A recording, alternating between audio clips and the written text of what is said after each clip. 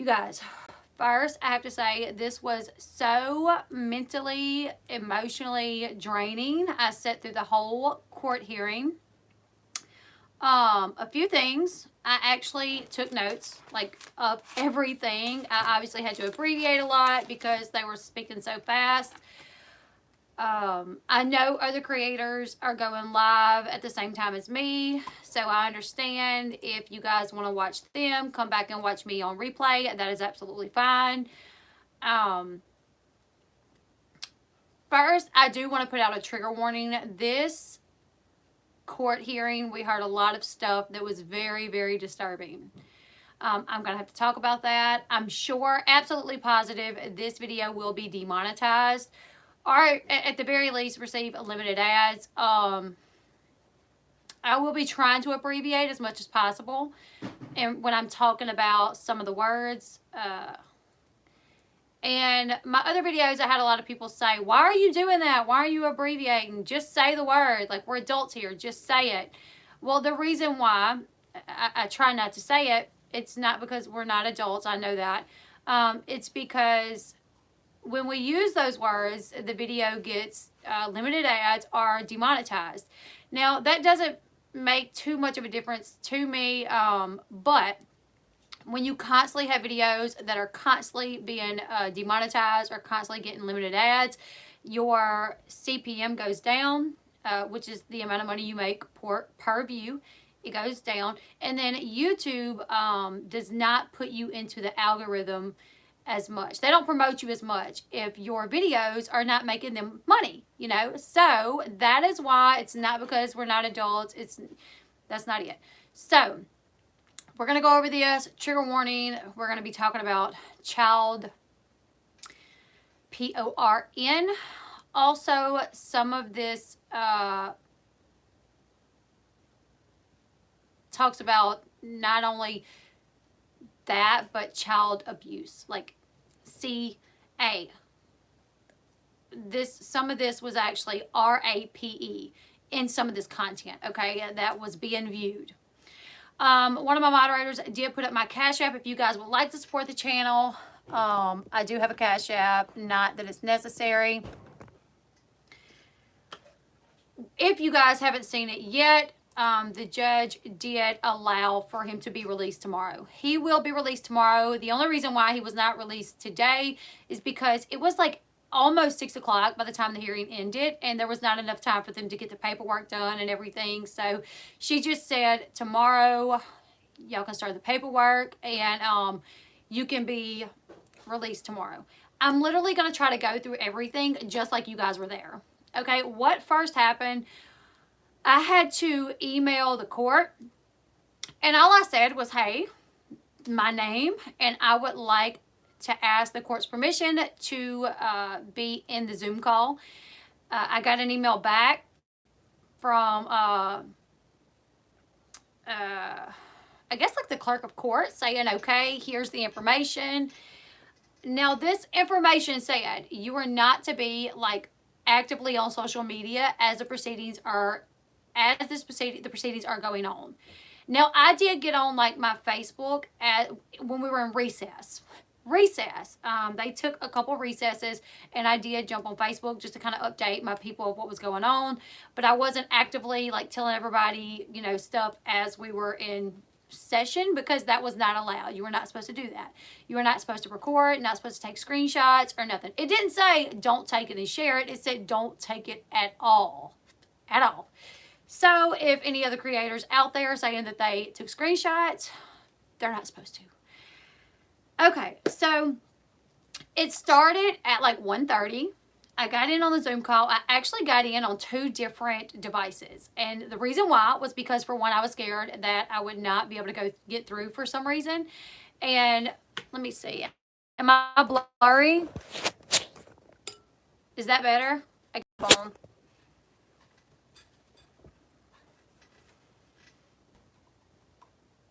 So I got in on 2 devices just to make sure that I could get in. And in case I was kicked out, I would still be in on 1 device. Okay. So this was called a detention hearing. Josh was in a cell where it looked like he did have an officer in there with him, helping him. He had an iPad, he had earbuds in, and he had a white and black striped uniform that he was wearing. And he was very smiley. I noticed that from jump. Josh was, and maybe this is just a nervous thing, but he was very smiley. There was about 75 people in on this Zoom call. Now we know judge, the agents, lawyers, but I noticed that Amy King was there. When I actually first got into the Zoom call, Amy King was actually speaking. I couldn't understand what she was saying, but she was talking. Katie Joy was there. Jill Dillard was there. Emily Baker was there. Fox News was there. Someone from Entertainment Tonight was there. Josh was there, obviously, and it didn't have his name, but it had WCDC T14 under his camera for how he was listed. Like mine said Leslie's iPhone, and then my other one said my son's name because I was on through my son's computer. Okay, so Roxanne, it was the lady that was swearing everybody in. The judge's name was Christy Cornstack. I guess that's how you pronounce it. Josh signed a waiver to do this over a Zoom call, so because of COVID. When it first started, the judge was having a lot of technical difficulties. We could not hear her, so they put us on a hold for about 30 minutes until they got that figured out.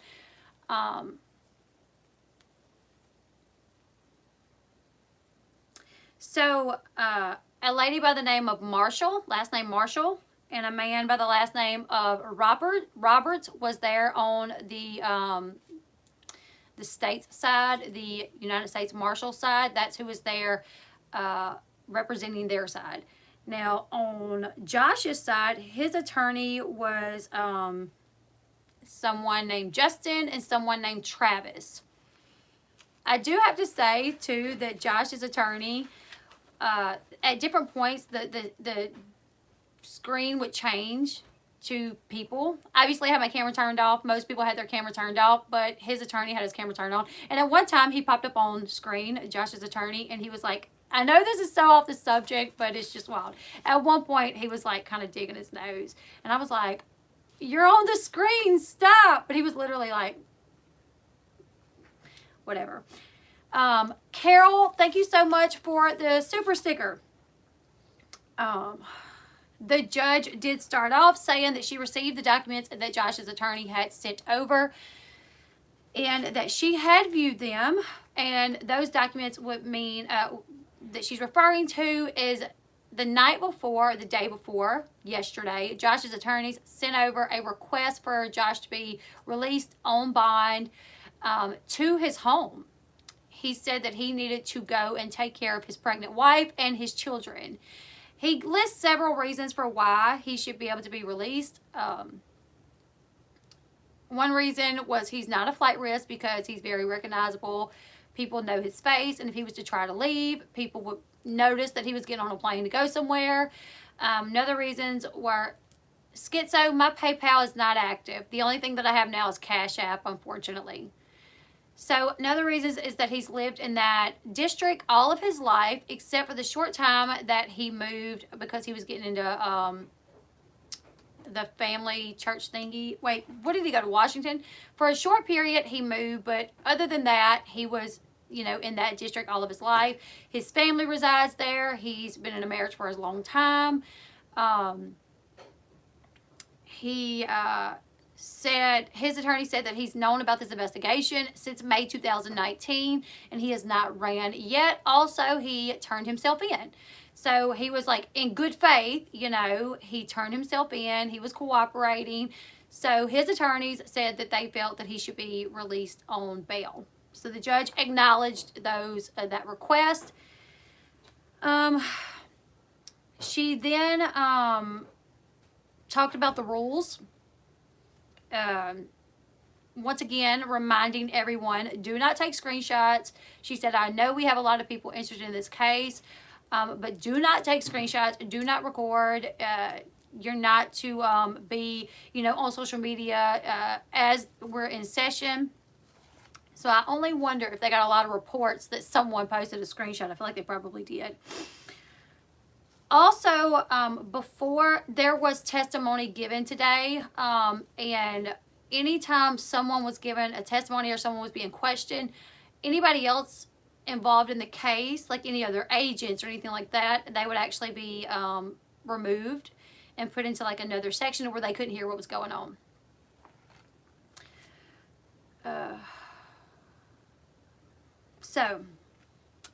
Special Agent Faulkner is the way that I wrote it, takes the stand to testify, and first he is questioned by the U.S. Marshals, and he obviously is on, he's one of their witnesses, the U.S. Marshals witnesses. Roberts questioned him. He states his full name.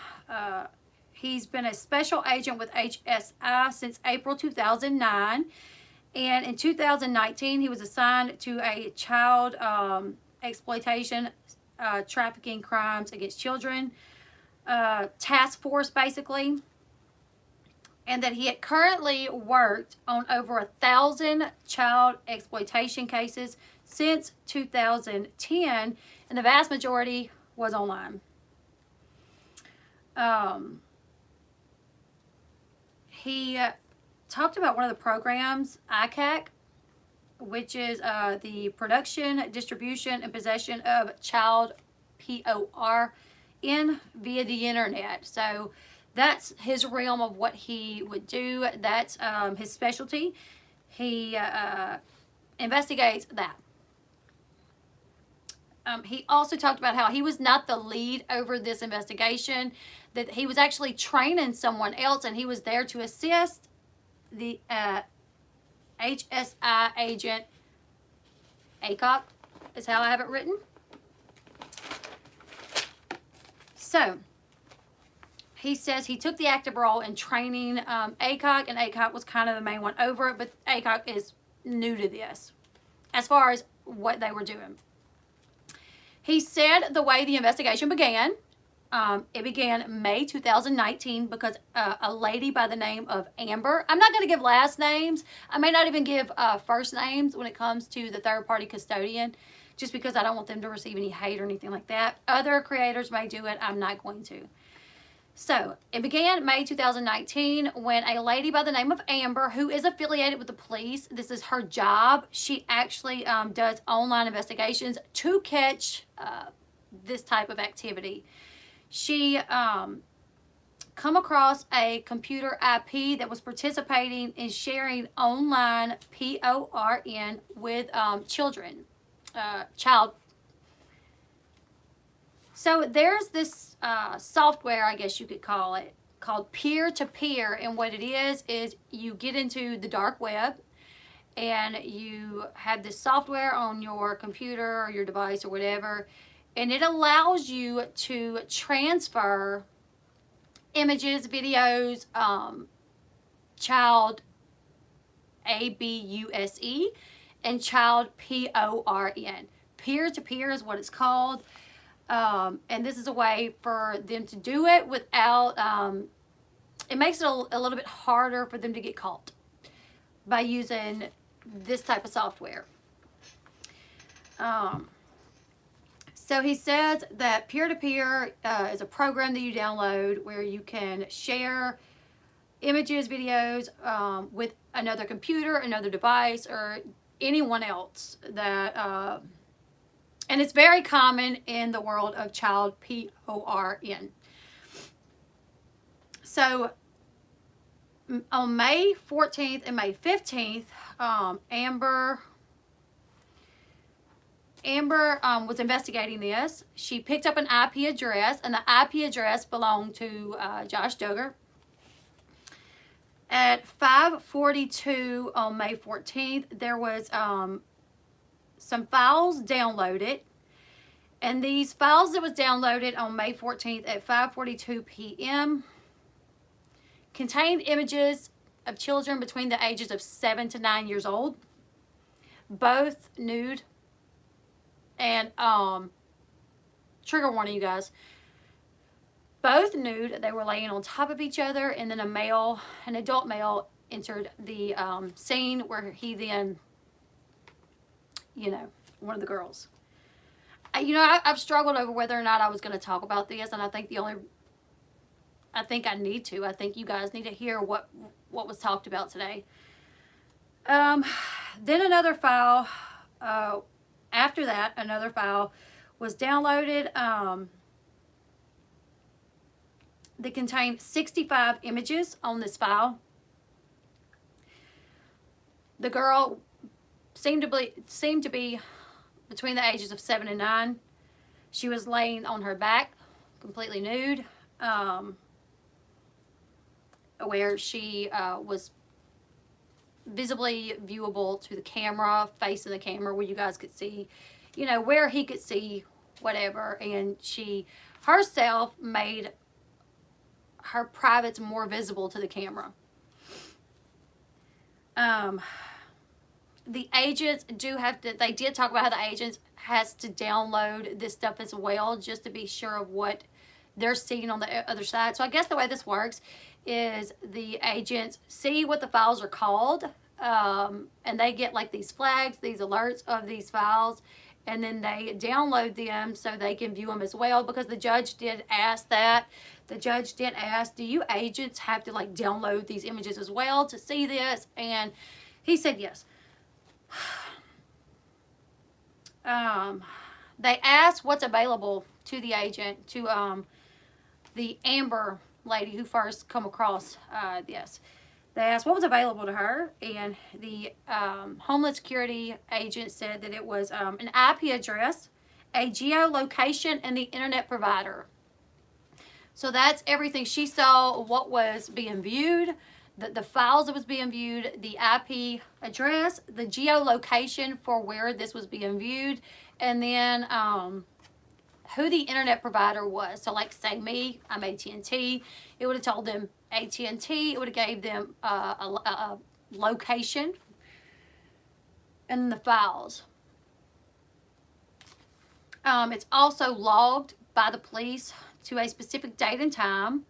They logged these images. The lady Amber logged these images. They logged the date and the time, and they sent the images to Homeland Task Force.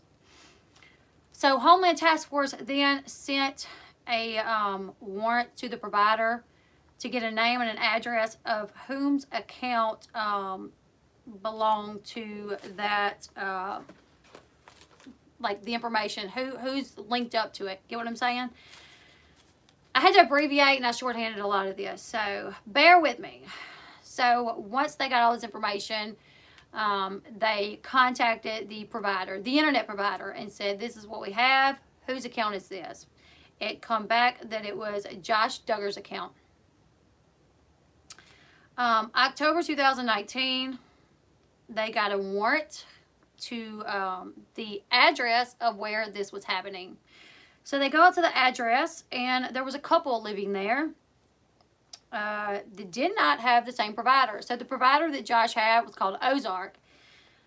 And when they got to this address, they said, you know, we don't have that internet service, but we bought this property from Josh Duggar, and there was a property just adjacent to that, which is where his car lot is. So it looked like their location was just off just by a little bit, because they did not even have the same service provider that this stuff was being downloaded on. It says that the mapping system was out of date. The address changed, but the subscriber info was still Josh Duggar. So they obtained a second search warrant for the car lot. On November 8, 2019, the agent, ACOC, and 3 other HSI agents and 3 computer analysts showed up at the car lot, and they searched the premises. They asked him to describe the car lot, so he does. He said that when they arrived, Josh and 2 other individuals were there, that they approached Josh and the 2 other individuals. It was a soft approach. He said they did not approach with their guns drawn, just walked up to him, identified themselves, and they told Josh that they were They're investigating digital contraband. They said they had a search warrant, but not an arrest warrant. So Josh was free to leave at any time. He could have just said, okay, I'm going home.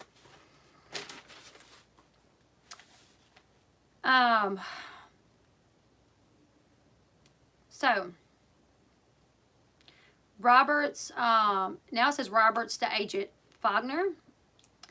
They talk about how Josh was free to leave during the search warrant.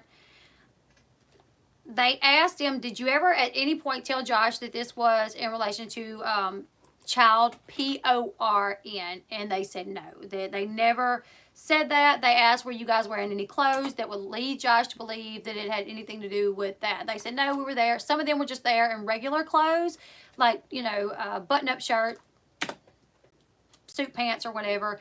And some were there in Homeland Security attire. But nothing that would give him any idea that it was child A-B-U-S-E or child P-O-R-N that they were investigating. But when I was talking to Sean was like, well, digital contraband, what else could it be? You know, and I was like, yeah. So, Mr. Duggar, Josh, asked, he actually took his phone out of his pocket and said he was going to call his lawyer.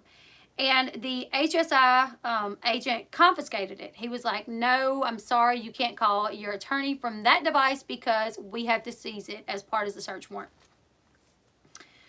So they wouldn't allow him to use the phone, and they said the reason why is because a lot of times, from their experience, is if you allow them to use their device, they will go to deleting stuff. They even said that they've even walked in on people like smashing phones with a hammer, smashing files, you know, just in order to hide any evidence of what was on the phone. So they said that was the reason they didn't allow him to use his phone. They immediately got the phone. They said that Josh did stay on the scene and that HSI took photos of anything that could be potential evidence. They seized an HP all-in-one computer, a MacBook laptop that was in an RV, and Josh's personal cell phone. They then entered in 2 photos as evidence, which was labeled Government 1 and Government 2. Government 1 was just a picture of the car lot main office. And the second picture was a picture of the HP computer, which was in the office. It showed that Josh and his family was the home screen. And one of the reasons that this is entered into evidence, the computer, is because it does show that Josh and his family, they were like the home screen. So this is just another way to prove, like, hey, this was Josh's computer, you know. All right. They did say that Josh did agree to speak to them after they were done searching the car lot, and that they actually decided to go sit in one of the vehicles that HSI agents rode up in.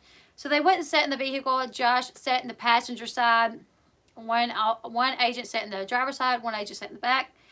And agent got consent to conduct an interview. Josh asked, what was it about? And then he said, what's this about? Has someone been downloading child P-O-R-N? Has someone been downloading child? Without any idea for what they were there for other than digital contraband, he asked them, what's this about? Has someone been downloading child P-O-R-N? I think that tells a lot right there. Agent said that Josh wouldn't have had any reason to believe this had anything to do with child P-O-R-N. They read him his Miranda rights, they had him sign a form acknowledging that he knew his rights. Now, on this form, it did say at the bottom that he was under arrest, so he made them scratch that out because he was not under arrest at the time, and he asked them to remove that part of the form, so they scratched that out. Josh explained that he owned the computer. He admitted that he owned the MacBook, and he admitted that he owned the cell phone. Let's see. Josh stated that the HP all-in-one computer was password protected, He said that the cell phone was password protected, and he declined to give the password of the phone or the MacBook to the agents.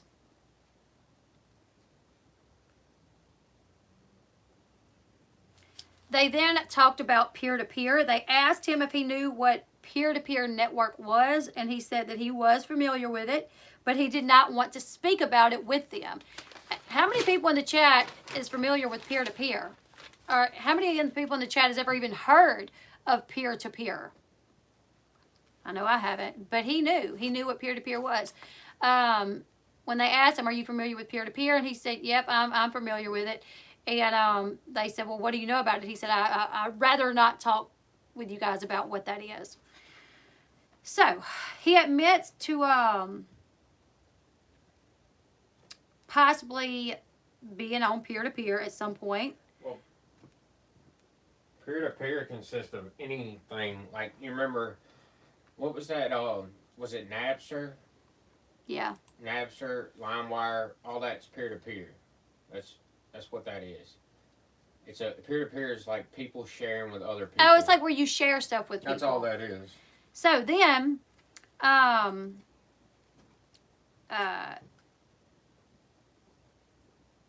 they start talking about the dark web.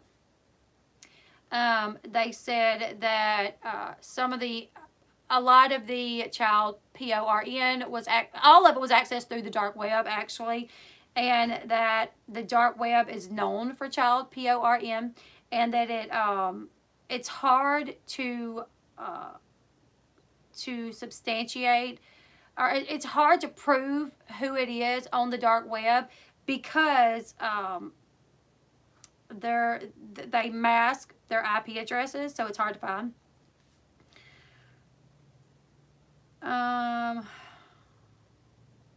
They then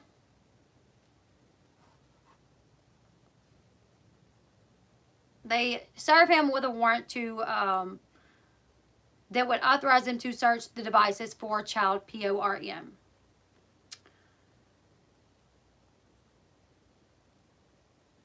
Let's see. They ask him if anyone or he or anyone that has access to his devices, if him or anyone else had looked up child PORN with minors between the ages of 5 and 10. And he told them that he'd rather not answer that question. All devices were forensically examined. User downloaded, so all the devices were forensically examined. They actually downloaded a file that was deleted pictures. And it contained child PORN and child ABUSE. They located a program called, what was it, Covenant? And this program, it's a software that is intended to help overcome internet addiction. And what it does is so if you put this Covenant software on your computer or on your phone, it actually logs every time you're using your device, the internet, right? And then it sends a report to a designated person. That way you have someone that can hold you accountable. So say that Sean had a problem with how much I stayed on my phone. So we would download that software, and once a week it would send him a report to tell him, hey, Leslie, Elle's been using her internet, her phone this much this week. And then he could hold me accountable for that. And he could say, you've used it this much, whatever. Well, Anna was the designated person that would get this report. She's the person that would hold him accountable. Police got a warrant for that program as well, and it came back that it was, Josh and Anna using it, and that Anna was a designated person to receive the report. On May 13, 2019, software called Linux, I think it's Partition. Linux Partition was downloaded. So, Linux Partition, and excuse me, I'm not knowledgeable of this stuff, you guys.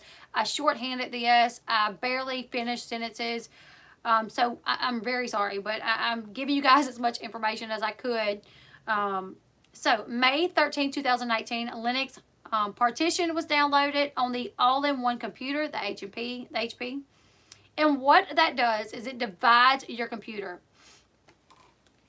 Basically to where you now have two computers. And what's done on one side, you can't tell. So say the computer that I'm using right here below you guys, anything that I do right now on one side of it, I could get onto the other side and go to the history, and it would never tell you what I just done on the one side. So basically, you have one computer that is split in two when you download Linux partition.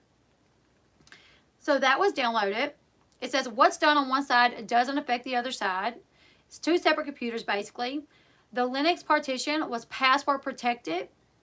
And get this, all of the software that was downloaded and all of the devices were password protected. And the password was the same password that Josh had used for years for his personal bank accounts, social media, the Family Research Council, social media pages. And it was the last four of Josh's birth year. So, on the Linux partition side of things, once they were forensically able to get into that, analyze that, it located child SEXABUSE in a Tor browser. It was through a Tor browser and peer-to-peer. Covenant Eyes was not located on the side that Linux partition was on. So you have this Linux partition which splits the computer in two. Covenant Eyes is over here watching everything that Josh does. But over here on the other side, Covenant Eyes was not over here. So he had free range on this one side of the computer basically because nothing was watching it. So on the MacBook, they found peer-to-peer on there as well. Terry Lynn, thank you. I know this isn't easy to do, and you are appreciated more than you know. You deserve more than this from one Southern gal to another. You are loved. Thank you so much. Thank you. Also, something else that they found was on the MacBook, he had actually backed up a previous phone that he had. So he had an iPhone 8 that was confiscated, but at one point he had an iPhone 8 that when he switched over to his new iPhone, he backed up that iPhone 8, right? He backed up the iPhone 8, and everything that was on that iPhone 8 that went into the MacBook, they were able to recover. They were able to recover text, pictures, and iChat messages. And what's really crazy, and this is from my understanding, they were even able to recover this file that's called like allotted file. And it's where when you take a picture and you delete it, all your deleted photos go into this file. They were able to access that as well. And from my understanding, it had over 200 pictures in this file that had child PORN. So on May 13th through May 16th,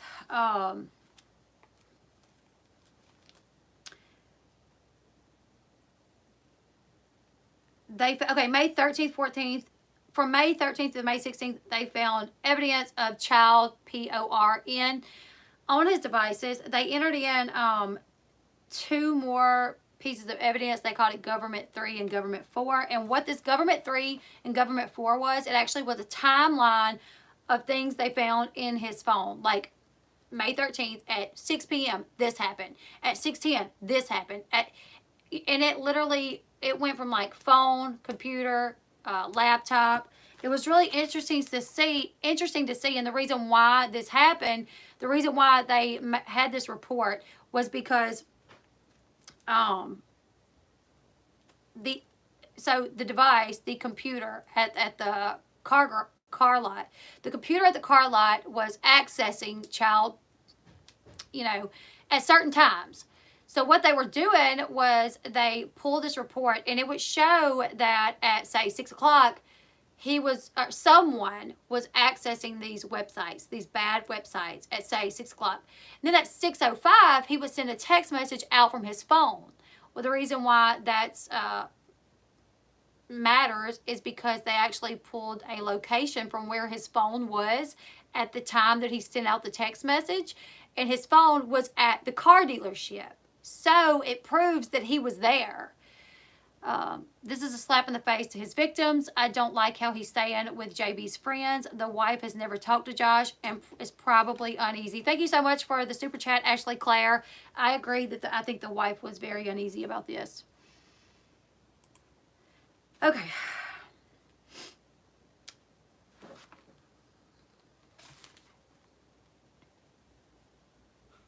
Lost my place. There's so much, you guys, so much information. So, Roberts, so the U.S. Marshal asked the witness to lay the foundation of what was retrieved and how these reports work. So, the agent says the HP computer and MacBook were seized. They conducted forensic examinations and a forensic exam on his computer. Forensic analysis report was generated to retrieve all the evidence of what was on the HP MacBook and backed up iPhone 8. He said he got the report March 2020.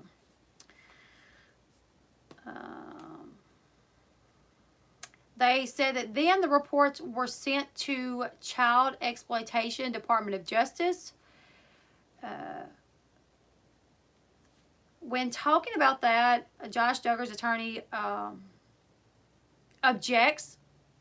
He objects and says that the HSI agent is not an expert or forensic analysis. He just read a report and he's repeating what he read.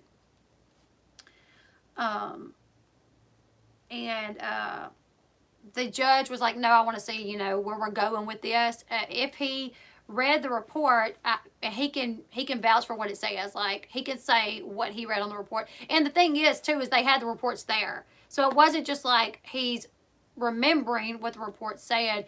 They had the reports. It was Government 3 and Government 4 were the reports. So they went on with the reports. Josh's side did not want these reports to be put into evidence from what I could understand. So, May 14th at 4:58, he accessed the Linux partition. And the sites that he viewed were associated with RAPE. Thank you so much, Carol, for the super sticker. And I saw that we got another member. Thank you, Francesca. Thank you so much for the new member. So 4:58, he accessed the Linux partition side of the computer, and he visited sites that are associated with RAPE and child PORN. At 4:49, he sent a text out that said, got stuck here and still not free. I'm going to aim for tomorrow just after lunch. So that text was from his computer, right? So it's saying here at 4:58, he's on the computer looking at child at the car dealership. Just 10 minutes earlier, or not even 10 minutes before that, he's texting from his cell phone. His cell phone pulls the geolocation that puts him at the car dealership. And he says, I'm still here. So 5:28, a BitTorrent website was accessed, which also has child ABUSE and child PORN. At 5:38, let me see, I think that was when he sent out a message about the Versa. I think it was at that time. I didn't write it down, but I did get an email about it. So at 5:48, he sent out, from his phone, there was a message sent out that said,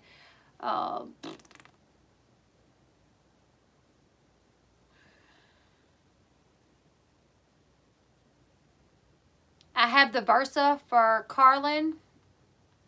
Now, at first I was confused, like, what does it mean, Versa? but someone actually emailed me. And a while back, Jed Duggar sold a Versa, which is a car, right? So I guess maybe Jed had the car up at the car dealership and was letting Josh handle the selling of the car. Not sure, or maybe Jed was at the car dealership and he sent the text out from Josh's phone. I don't know. But there is a video on the Carlin's YouTube channel titled "I Bought My Wife Her Dream Car," and I think it was when I think that's what it's about, the Versa. Anyways, that message was at 5:38, I do believe. At 5:41, tort directory sites and websites associated with child PORN. This is a lot, you guys, I know. May 15th and May 16th, there was more child that was extracted by forensics. They entered in Exhibit 4. Objection from Josh's side. And they said, look, they're not forensic analysis. We shouldn't be doing this. And the judge overruled it. So, May 15th at 11:35, a site was searched called 14-year-old girl, SUCK, and FUCK. I'm not going to say those words, you guys, but that was on May 15th, 11:35, 14-year-old girl, SUCK, and FUCK. At 5:22 the same day, Play Toy Sweetie. Also another site called PUSSY, Pounded. I think this is where's the one that it said? At one point, there was a site that he visited called Pedo Mom. And I think this is this one, but I short-handed it. I didn't write it all out. Okay, so 5:20, more child PORN. 5:25, they said at 5:25 a DD tort file was viewed. And this file contained child sexual, ABUSE, of children 18 months old to 12 years of age. The agent said that this site is one of the worst sites he has ever examined. Just think about that. 18 months old, you guys. At 5:32, an HP torrent file called something Mama Linda. 5:41, another file that contained child. At 5:41, the file that he accessed, or someone accessed, had 65 images of child PORN. After that, he then went on a home advisor, a site where he could give a review to this construction company that worked for him. Now, these agents went so far to even reach out to the company that he'd done the review on to say, hey, there was a review logged in at this time on your site, on a site for your construction company. Do you know why Josh Duggar would be giving you a review online? And the guy said, yes, I done some construction work for Josh a few months ago, and I asked him to give me a good review online if he was happy with, my work. So they verified that this was just right after 65 images of child PORN was accessed. Right after that, he then done a review for a construction company. So I saw someone asking one video. So the site itself that was accessed at 5:25 was a DD torrent file, and this particular file, the site or whatever it is the site that contains child PORN as young as 18 months old. apparently 18 months old to 12 years old. 5:30, another DD file downloaded again. 6:45, another Marissa file downloaded. All of these are PORN. The DD torrent is specific child ABUSE and child PORM. May 16, 2019 at 11:20, the HP computer downloads torrent file pedo mom. At 11:38, Josh takes a picture of a desk at the car lot. It was geolocated that his cell phone was at the car lot at that time. So this was 18 minutes after the HP computer downloads a file called Pedo Mom. He's taken pictures of a desk at the car lot. So once again, places him at the car lot around the time that these sites are being accessed. Okay, his side does object to that, Josh's side, and they say that the agent is not an expert to talk about that, and the judge sustains it.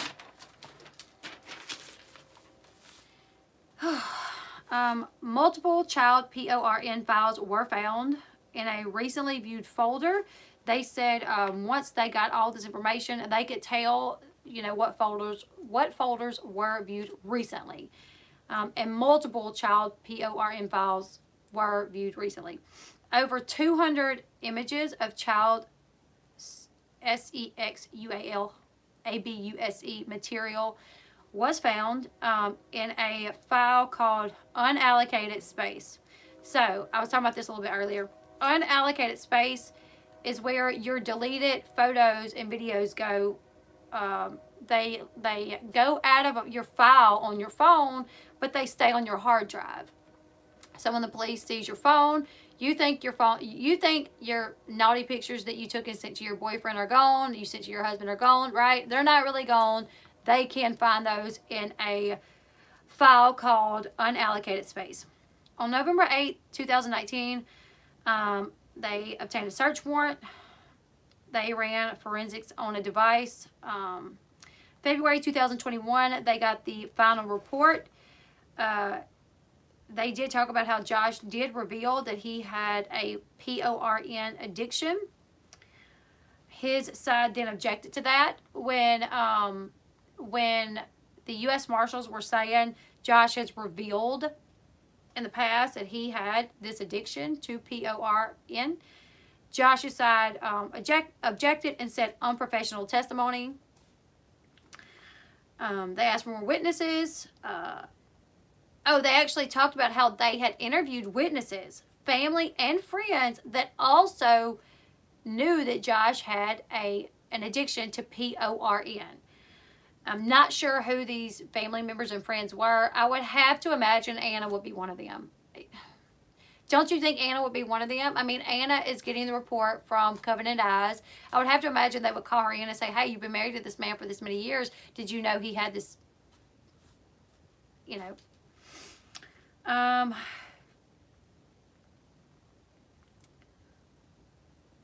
let's see. Then Josh Duggar's attorney starts questioning the agent. Gelfand, I think is his name, is how you say it, Gelfand.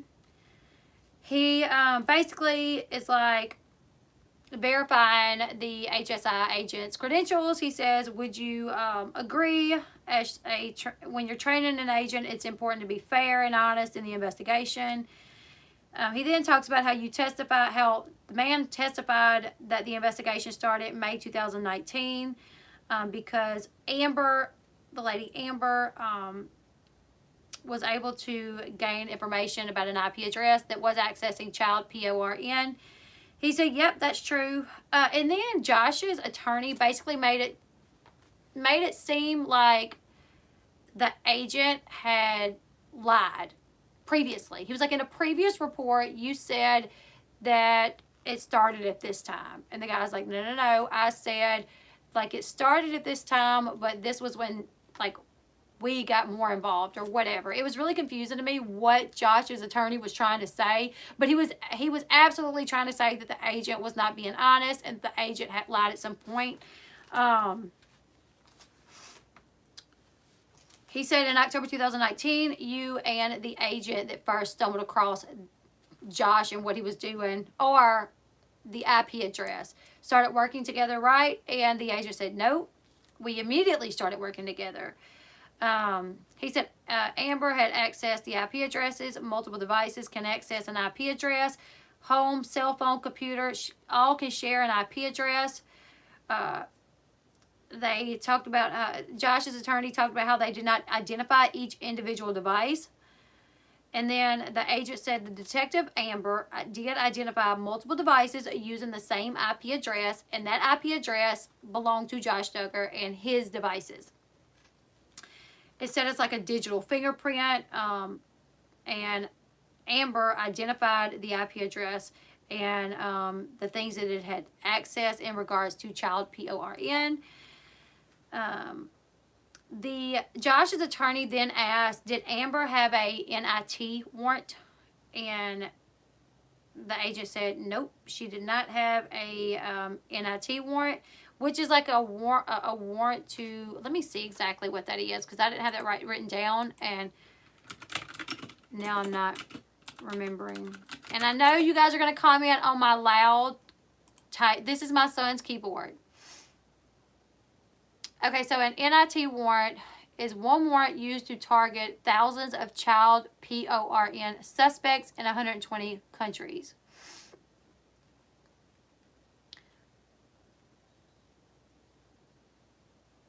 So I guess it's just, this warrant authorizes the use of a network investigative technique to be deployed on the computer server described below, obtaining information described in attachment. Okay, so basically it's a warrant used to, it's called network investigative technique. It says NIT warrants relied on to authorize a search beyond the jurisdiction of the issuing magistrate judge. So basically, it's just another type of warrant that you could use, right? And Josh's attorney is like, did y'all have one of these? And they're like, nope, we sure didn't.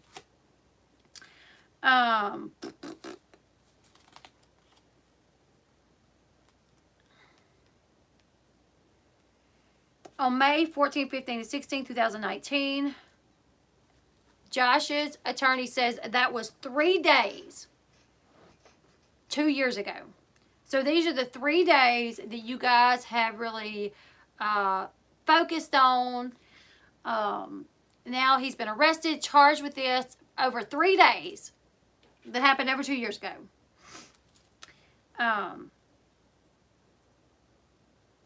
They then talk about October 2019 was the first time the files were viewed as far as they could see. Let's see, I'm going to kind of skip that. That's where they were kind of like going back and forth on if he lied or not. On November 4, 2019, they applied for a search warrant. After May 16, 2019, he said after May 2006, he asked, after May 16, 2019, did law enforcement continue to monitor Josh's activity online? And he said not really actively. He said because Josh's IP address was not flagged. So if it's flagged, it will actively like record and log everything that Josh does as far as if he visits any sites. He said so they weren't actively doing that, but it was being monitored, but not like actively. It wasn't flagged. You guys, does that make sense?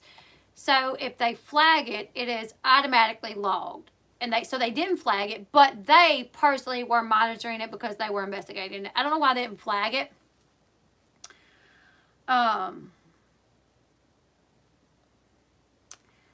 October 3rd, they execute the search warrant.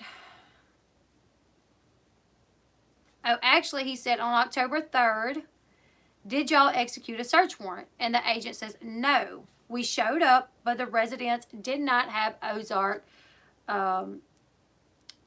Wi-Fi, the carrier Ozark. So we knew that this was not who was making searching for the child, P-O-R-N, because it was Ozark. So no, we actually didn't do the search warrant that day because it was not the correct address. November 1st, 2019, they sent a HSI undercover agent into the car dealership, dressed regular clothes, acting like a customer. And the reason they did that was to see if Josh was there, if Josh was accessing his phone or the computer or anything like that. And they said that the HSI undercover agent did witness Josh use his phone. That while he was there, Josh did take his phone out and use it. Thank you so much, Sherardi, for becoming a member. Thank you so much, Sherardi Garardi. I like that name.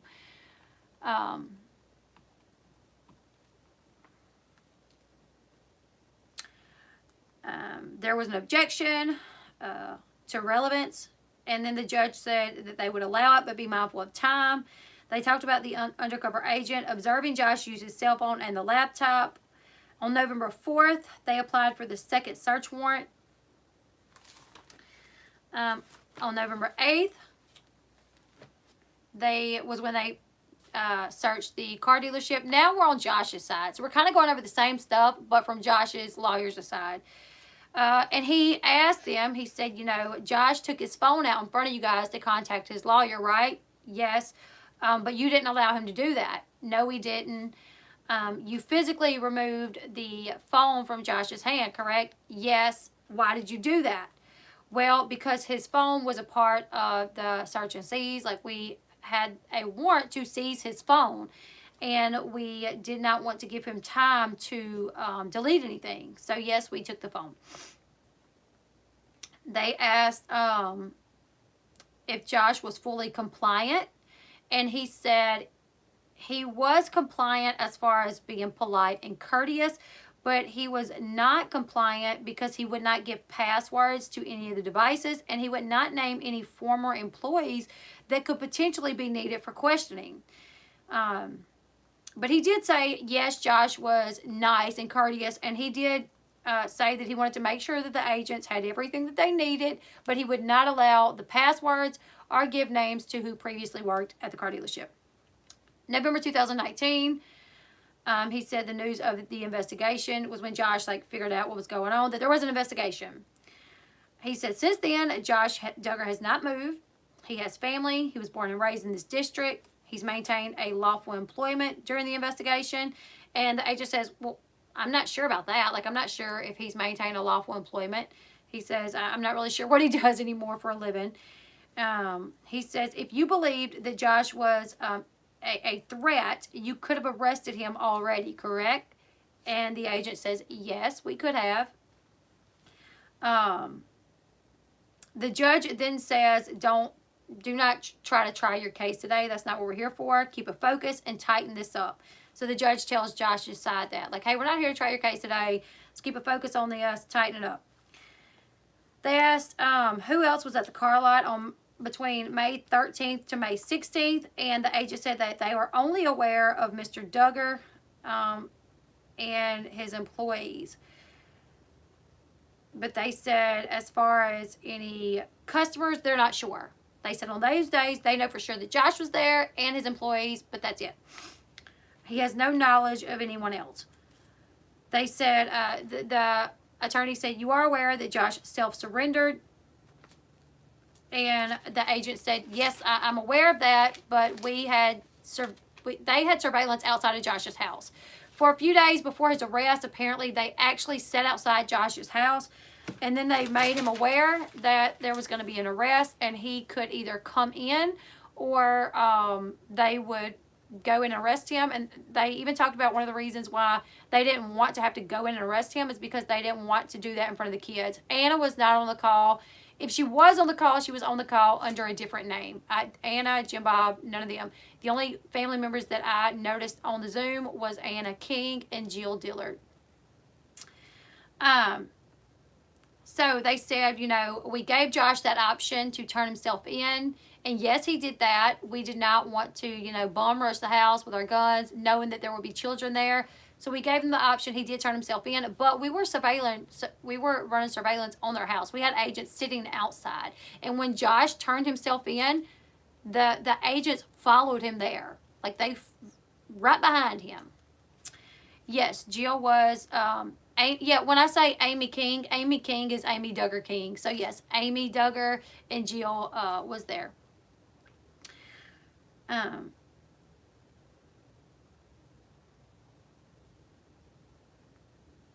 see.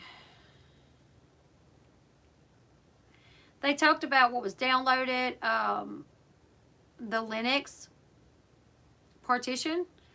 And they said, can you place Josh at the car dealership when that was downloaded on his computer? And he said, well, I wasn't there watching him do it. So, I mean, I can't 100% say that Josh was there. He's the one that downloaded it because I didn't witness that. They asked about all the files that was downloaded. Do you have evidence that this is him? And he was like, and I did not watch him download it.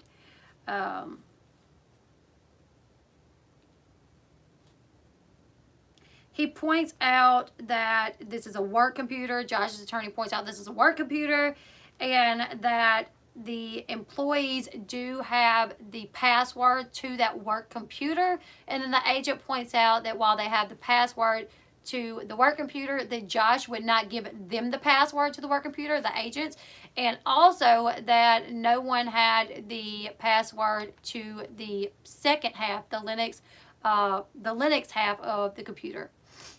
Why was Jill there? I imagine she was there just to hear what was going on like everybody else.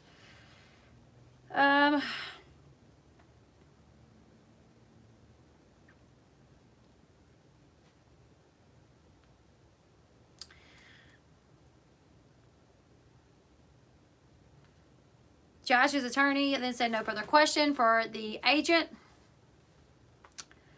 Back to Roberts. They talked about surveilling Josh's house before he turned himself in. Anna and Josh rode together.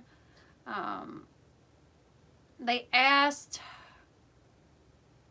the agent, would he agree that based off the reports from cell phone and computer that it places Josh at the car dealership? And he said yes. But before he said yes, Josh decided objected to that. The judge overruled it, and he said yes. Password for HP was located. All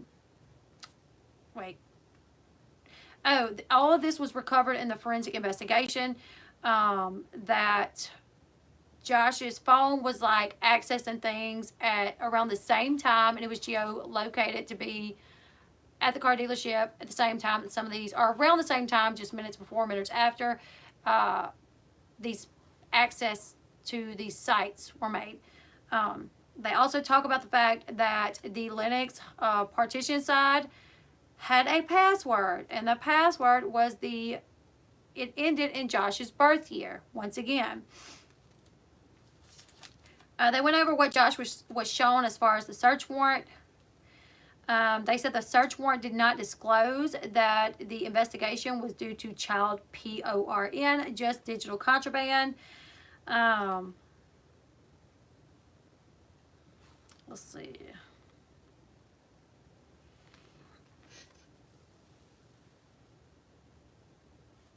Okay.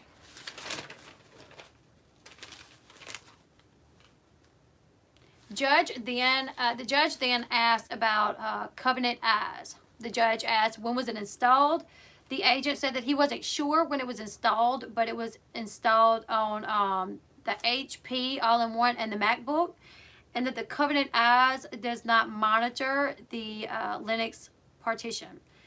That the Covenant Eyes generates, she asked, does Covenant Eyes generate a report? And the agent said yes. She said, who does it send the file to, the report? And the agent said, Anna Duggar. And they asked about the date, and he said he wasn't sure, but it predates May 13th, 14th, 15th, and 16th. The judge then releases that agent. They then call what they call the probation officer, Win Finn. Win Finn is a federal probation agent in Fayetteville since July 2012. And before that, worked at a state probation for 5 years.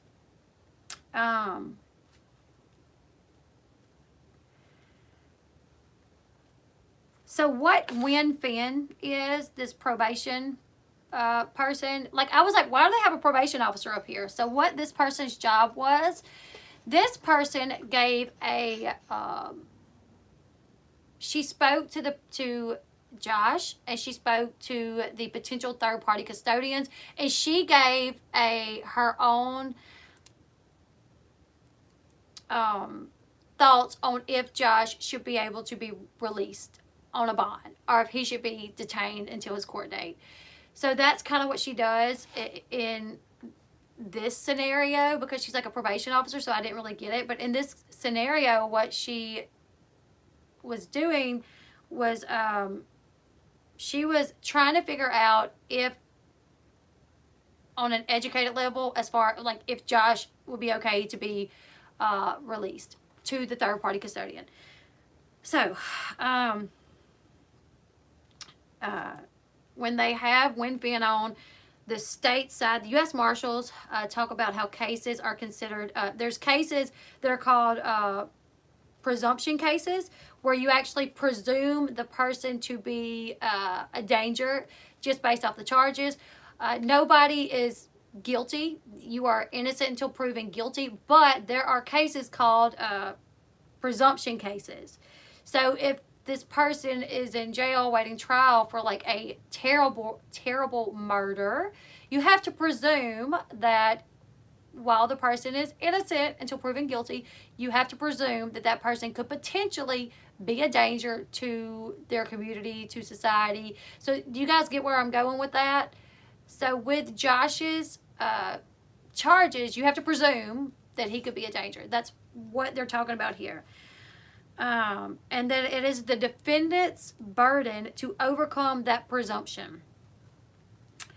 And they said part of that, determining that, they have to vet the third-party custodian. So Josh's side would have to vet the third-party custodian, and also so would the probation officer. The third-party custodian is someone that vouches for the Josh, someone who would vouch for Josh until they go to trial for the case. They would be in charge of Josh, make sure he is abiding by all the court's stipulations if he is released on bond. They asked, have you been assigned to evaluate Josh? And she's like, yes.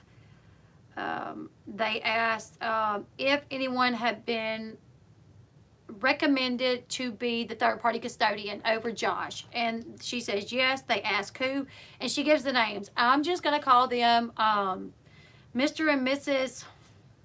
A. I don't want to give their name because this was something that they were concerned with. They were concerned that their name would get out there and that they would be attacked. So Mr. and Mrs. A, they are recommended to be the third-party custodian. And during this, her part of the investigation to see if they were fit, she said that she spoke to the husband, Mr. A. They asked her, does the husband work outside the home? Yes. He is a full-time employee for the VA. They said, does Mrs. A work? She is a homemaker. She's at home. They also stated that Mr. A is also a pastor and volunteers to preach in the jail. They asked if either one of them were concerned about Josh and housing him. The probation officer says that Mrs. A was concerned about being left alone at home while hubby was at work.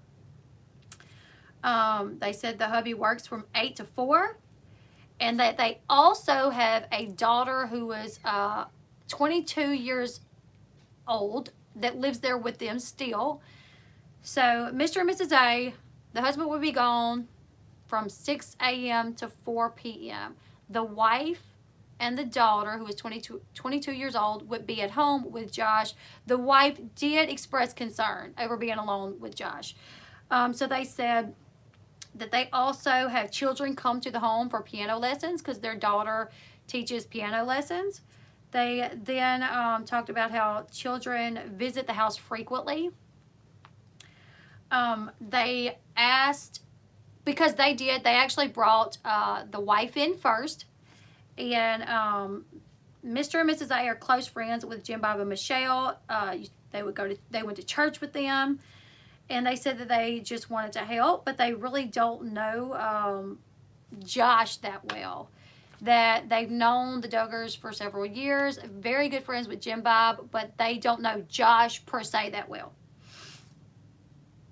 They asked Mr. and Mrs. A, how did you come upon doing this, you know? And they said, Mr. A said that Jim Bob actually called him and asked him for help. They asked him, they told Mr. A what was needed. Jim Bob told Mr. A what was needed and said, just pray about it, think about it, and then let me know. They asked Mrs. A if she was familiar with the charges, and she said a little bit, but not like the specifics of it. They also talked about how Mr. and Mrs. A have their concealed carry license and that they have guns in the home.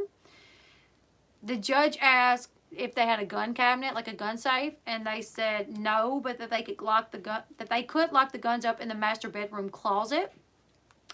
They then asked what were the plans for the kids coming into the home. And Mrs. A said that all of the kids that come into the home for piano lessons are accompanied by a parent. So their parent would be there. They asked where would Josh stay if he stayed with them. And she said that they had a room in the back. The door's locked from the inside. That there was an exit from the room that went out into like the backyard. They also talked about the attention that this would bring the family. Mr. and Mrs. A expressed concern for their safety. So their names were redacted. Well, their addresses were redacted from the reports, but unfortunately their names were not. But I'm not going to say their names.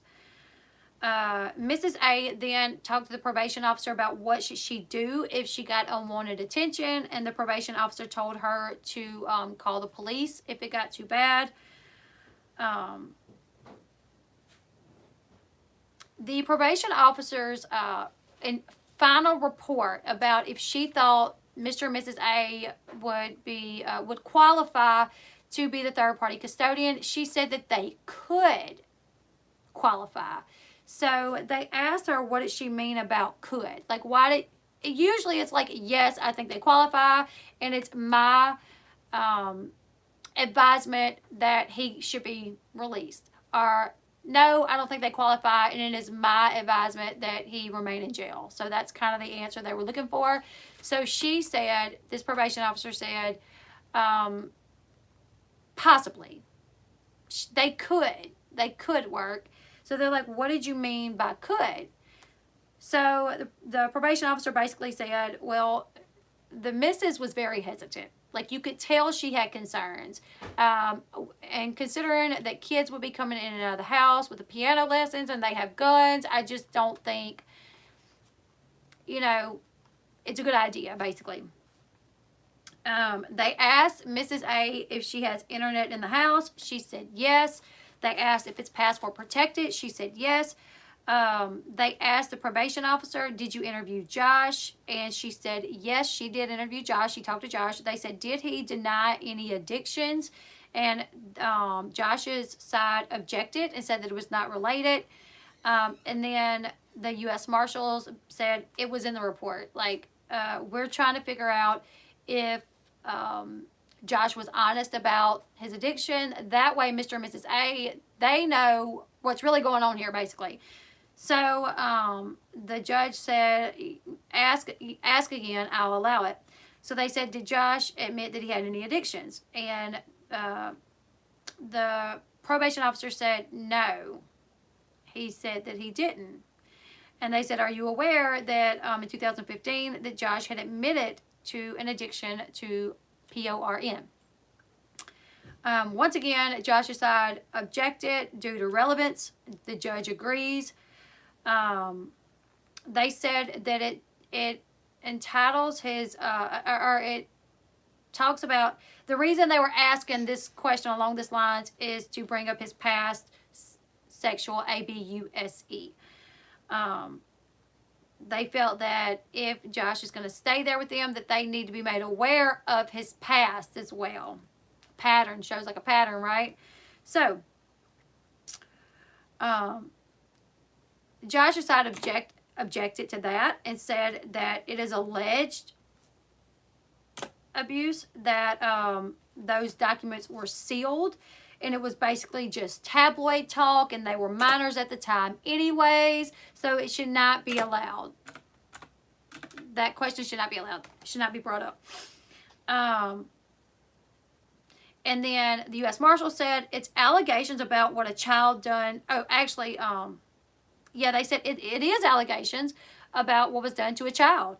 And it goes to the history of ABUSE. Judge says that she is concerned about the community's safety.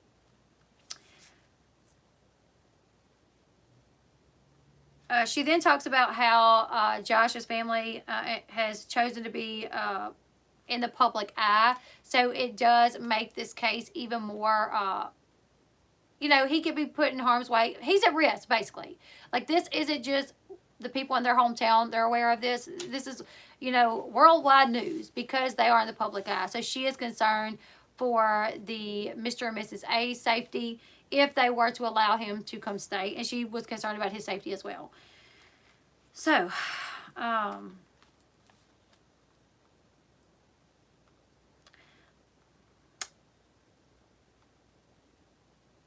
they then talk about the police report from back then, and they say, didn't Josh admit to the ABUSE? They said yes. They then point out the ages of his victims were 10, 9, and 5. I actually think there was an 11-year-old too. 10, 9, and 5 during the incident, and Mr. Josh was 14 years old at the time. They then asked the probation officer, is it your recommendation that Duggar be detained? And she said yes. That it was her recommendation. So that's what she was there for, to give a recommendation on if she thought that he should be released to the third-party custodian or if she felt like he should be. And she did say, that they could potentially be third-party custodians, but it was ultimately her recommendation that he be detained and not even be let out. So thank you, Jada, for becoming a member. Thank you so much. They said, even if you do believe Mr. and Mrs. A are good third-party custodians, is it your report that Josh Duggar should not be released under the third-party custodian? And she said yes, that even though she felt like they could be potential good third-party custodians, that it is her recommendation that he not be released. Josh's lawyer then talks to the probation officer about how Josh has lived in the district his whole life, about how Josh has deep roots, family. He's never been convicted of a crime. He's been married for years. He has children, that he's not of any risk to leave, no flight risk.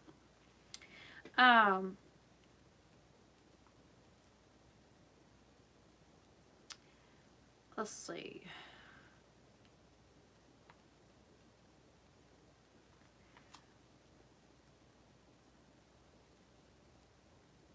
They then talk about, they ask the probation officer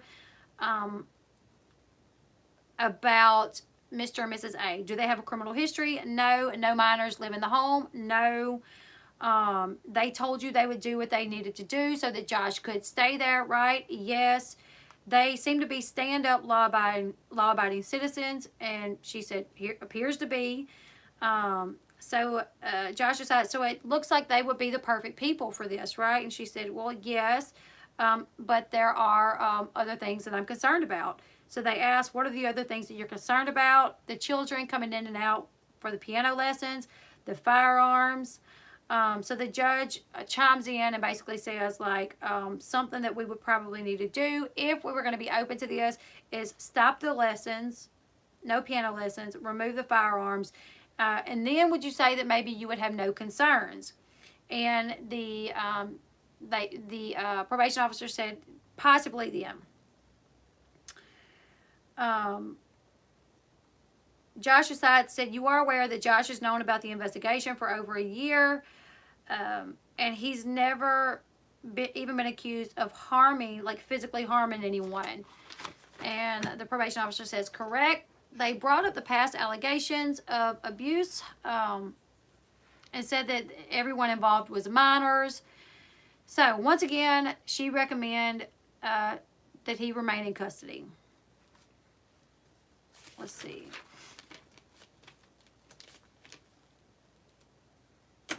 Let me catch up to where I'm at. My handwriting got so sloppy, y'all. So Mrs. Marshall follow-up. They said Josh's attorney stated past conduct that happened 19 years ago. It involved the sexual abuse of minors. They then asked the probation officer, has she ever been to Mr. and Mrs. A's home? She said no. They said, how many times have you spoken to Mr. and Mrs. A? Once. Due to Mr. A being at work all the time, she usually talks to Mrs. A. They said, did Mrs. A have to consult with Mr. A during questioning? Like when you would ask her certain questions, were there times that Mrs. A couldn't answer, she would have to contact her husband? And they said yes, several times. So the marshal said the Homeland Security said that there are other factors that they were concerned about were the past allegations, the nature of the charges, the receipt of child PORN that had very young minors, and that there is a presumption that he is dangerous. They even talked about the lengths that Josh went to cover up his crimes, and that because the case involves child PORN, it would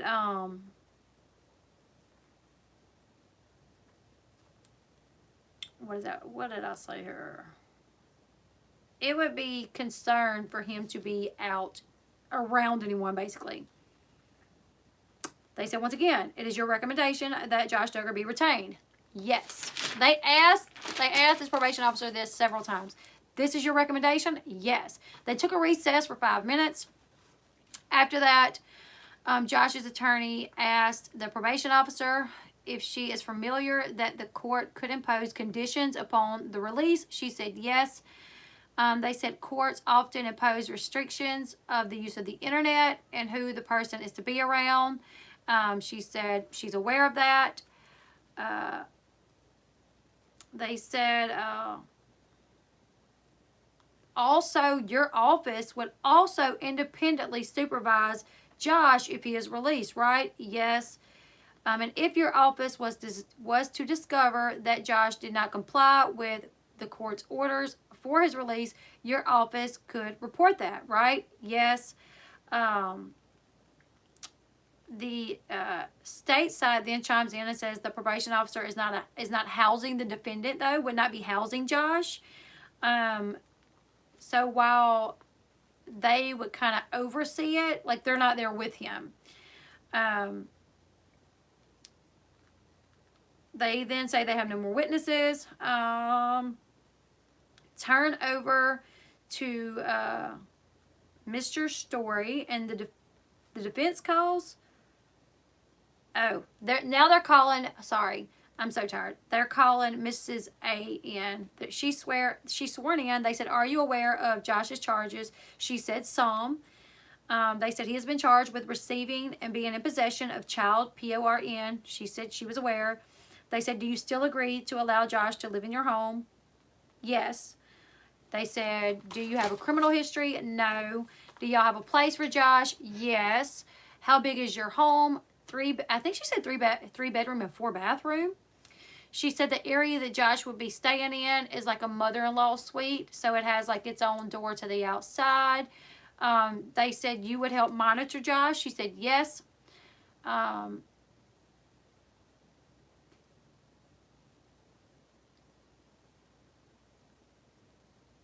they said if any of the conditions that the judge set forward were broken, you would report that. She said yes.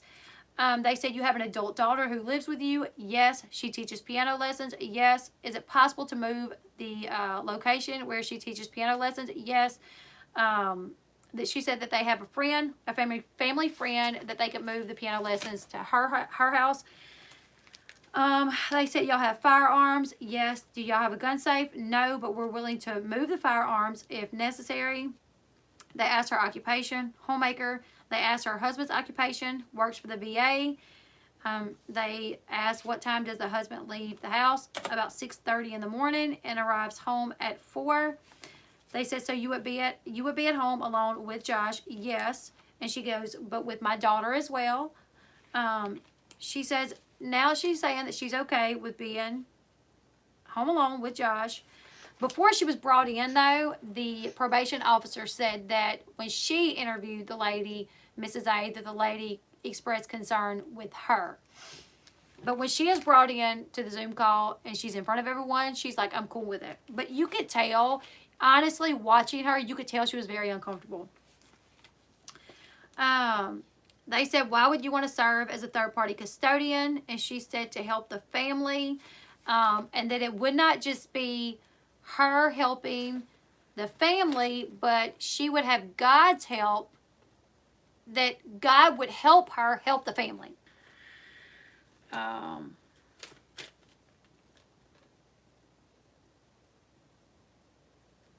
They said you are aware that the judge could make stipulations if Josh is released. Yes.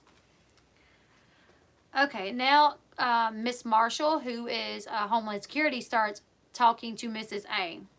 They said, do you have neighbors where you live? Yes. About how many? About 9 residents in our neighborhood.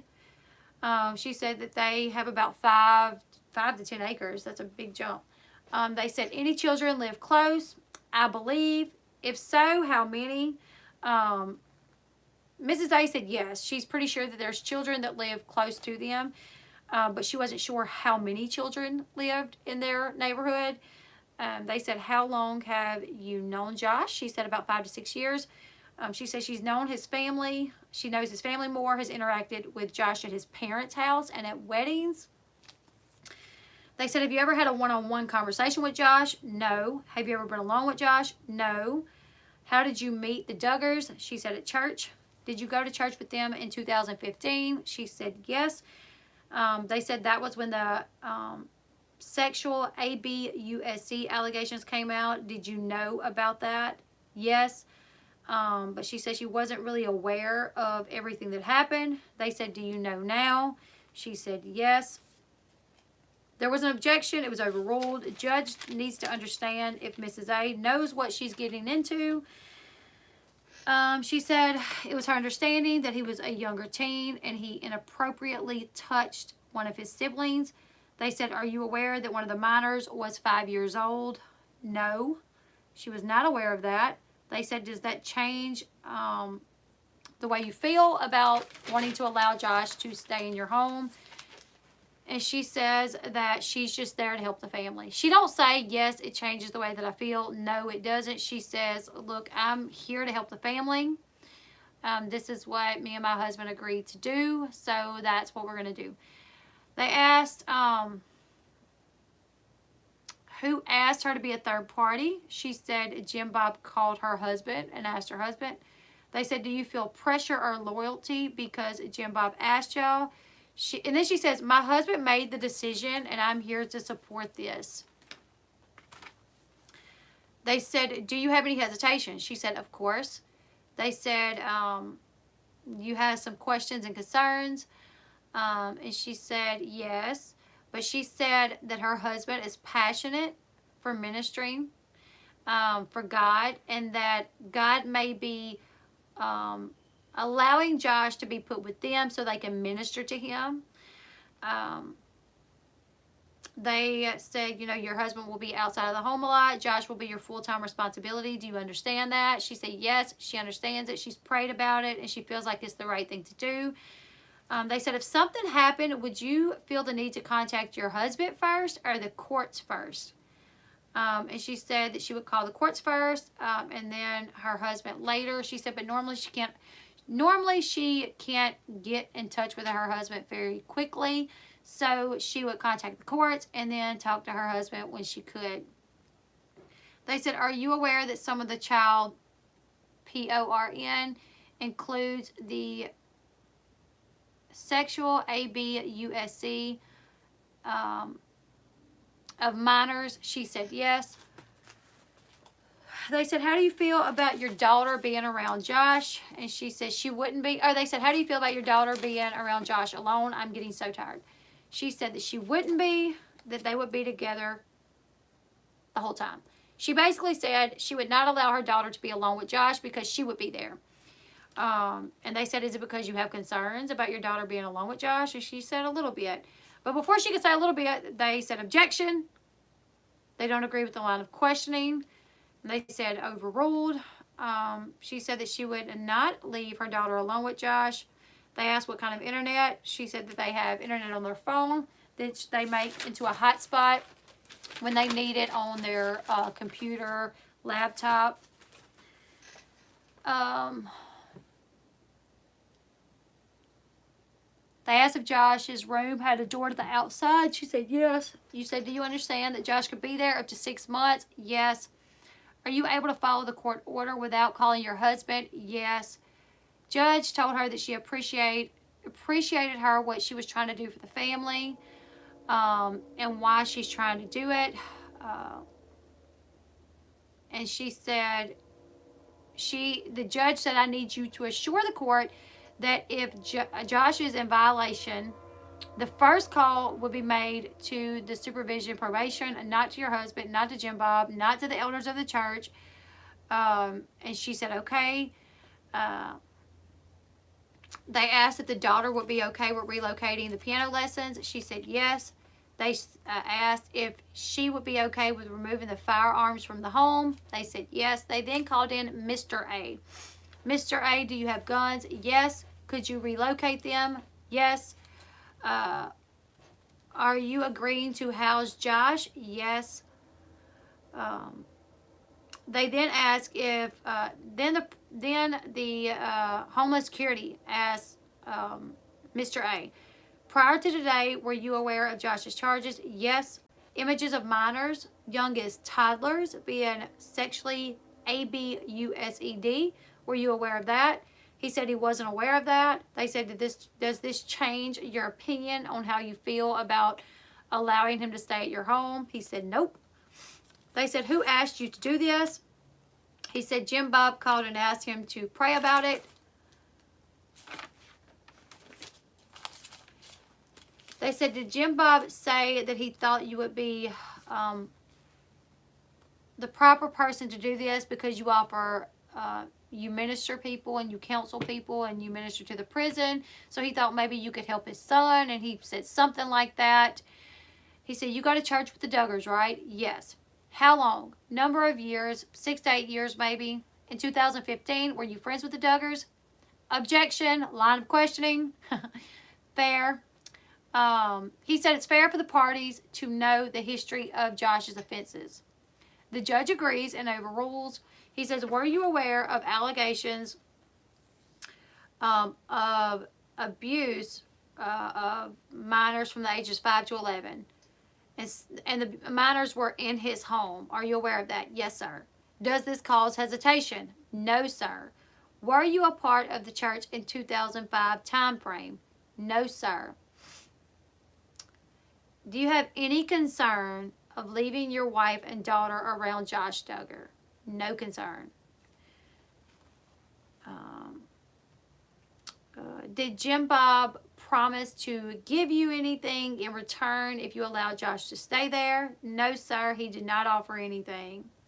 So you made this agreement just based off your friendship with Jim Bob? Yes, sir.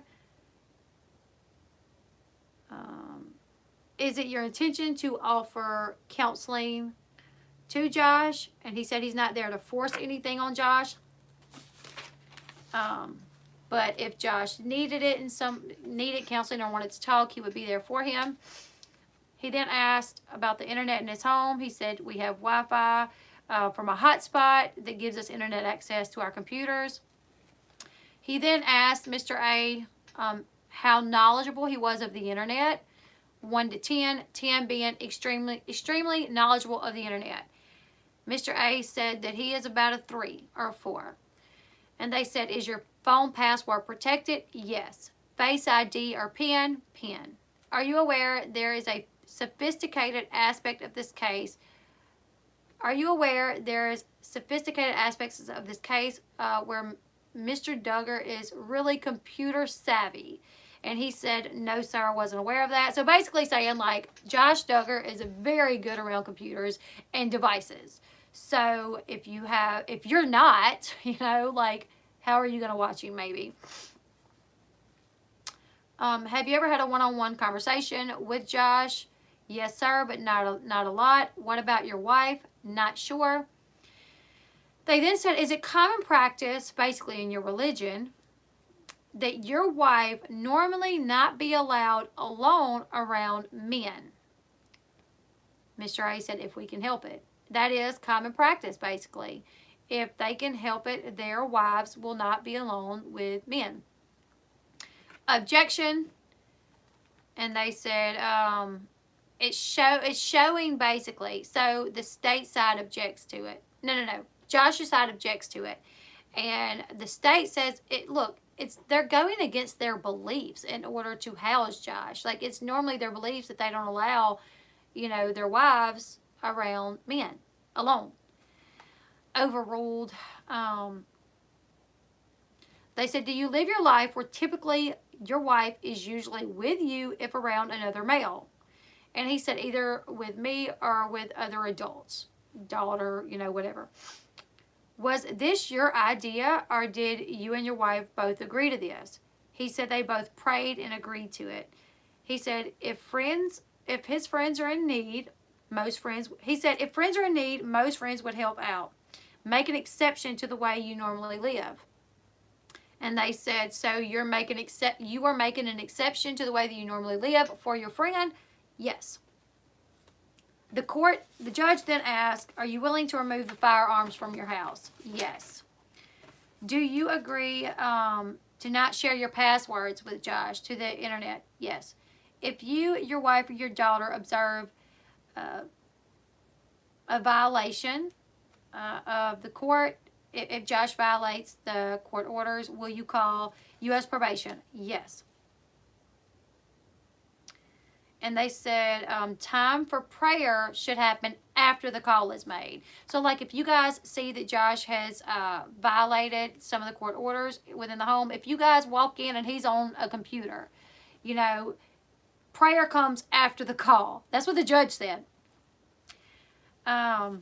She then said, would they like to make closing arguments? To which both sides said yes. And at this point, it's about 4 o'clock in the afternoon, and my hand is about to fall off. So, they talk about the factors of the case, the nature and circumstances of the charges, with some of these victims being as young as toddlers, 18-month-olds. They talk about how he actively tried to hide the Linux partition. That the Covenant Eye supposedly was there to monitor his time on the internet and report back to Anna, but he somehow found a way to get around that. They talked about the dark web, which is hard to find who is behind those searches when you're on the dark web. They talk about how some of the images rate some of the worst that the agent has ever seen. It was found on the business computer, protected by passwords.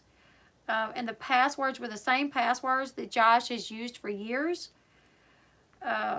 Josh admitted to being familiar with peer-to-peer and was actually the one that made the agents aware of Torrent, which is another software that is used for child PORN. Emily is another creator and Katie is another creator. They were both there.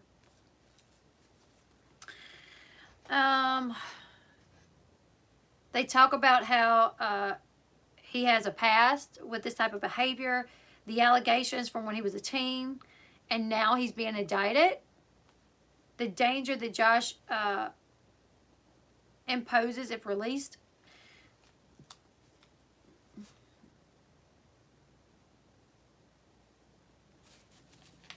So this is the state's side basically saying, look, this is the factors that we got to consider, you know, the nature of the circumstances, the nature and circumstances of the charges. Some were as young as 18 months old, how he actively tried to hide it, downloading Covenant Eyes reported back to Anna, but at the same time, downloading Linux partition or whatever it's called, so he could still have those searches, make those searches.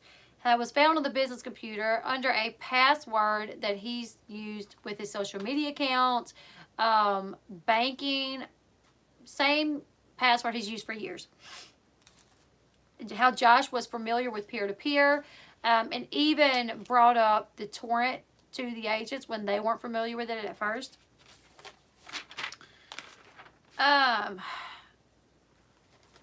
They talked about how Mrs. A was hesitant. They believed that she was not 100% comfortable with housing Josh. They talked about how Josh was someone who has shown that he is hands-on when it comes to sexual abuse, and he has went to great lengths to hide that. So now, that's the state side. Now, closing argument. Now Josh's attorney, Gilfan, he says, remember, Josh is innocent until proven guilty. Josh is not a flight risk. Josh has been under investigation since 2019, and Josh has not left the country or even the district. He voluntarily surrendered. He was fully compliant with agents. He's lived in the district his whole life, except a short stint in D.C. He said the courts could take Josh's passport. The court could impose housing restrictions. The attorney brought up that the agents could have arrested Josh months ago, but they didn't because they did not believe that he imposed a threat. They could make the conditions where he could not be around minors and have no access to internet. Mr. and Mrs. A agreed to contact the courts if Josh violated any of the court conditions. They talked about how this is not trial. He said this is not the trial. Actually, the state side said this is not trial, but they are encouraging the court to consider detention. They then asked if Josh was still there because his screen had went blank for a little bit. And he'd come back on. He's like, yep, I'm here. I'm here. Just sitting on this metal stool. That's what he said. They said, we've been here for a while. You know, we don't know the conditions of Josh. Like, Josh, you here? How's it going? He's like, yeah, I'm here, but I'm sitting on a metal stool. It's hurting my butt. Let's hurry it up. He didn't say let's hurry it up, but they take a break. They come back. Josh has been moved to another location. The iPad is in a lockbox. The judge thanks both counsel, both sides, says that she has taken into consideration the reports, all the reports and the testimony. She's taken into consideration the presumption of detention. She said it shouldn't be presumed that he stay in jail, but the Joshua side be able to have a rebuttal to that, and she felt that they did. She said the things that she had to think about was that he is presumed innocent until proven guilty, that is his constitutional right. She said, but something, and that the offenses that he faced is, count one is mandatory 5 years. She has to take that into consideration.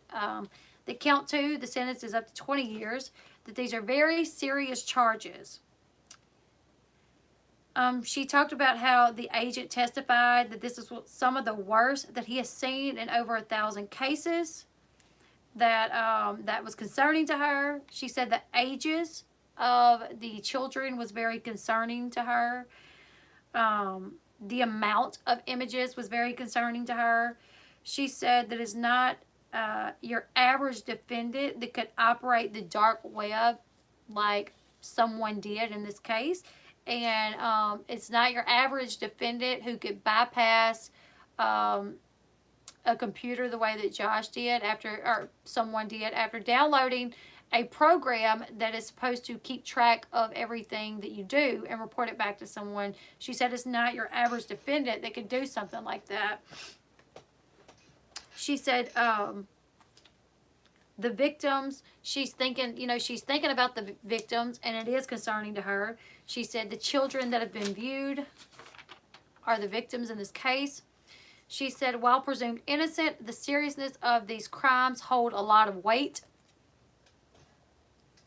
She says serious efforts were made to avoid being caught, and that was concerning to her. She said that she could only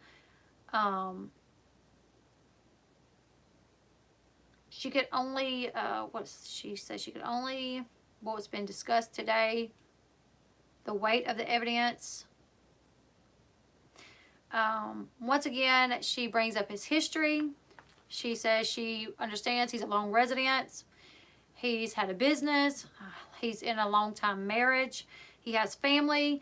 And he has not broken the law since being arrested. I'm pretty sure that's what she said. That's what I have written down.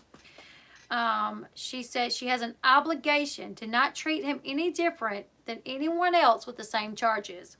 But she says, however, your family has chosen to be a public family. While you were not the one that initially made that decision, your family's a public family. You've admitted to past conduct publicly, and that concerns the court. She says she's not here to punish him for that, but she has to acknowledge it. And that the ages of his victims at the time of the incident was 11, 10, 9, and 5. She says she has to be mindful of the incident, but she is also mindful that it happened a long time ago. And she said that fact is actually in his favor, that it's been 19 years since that happened.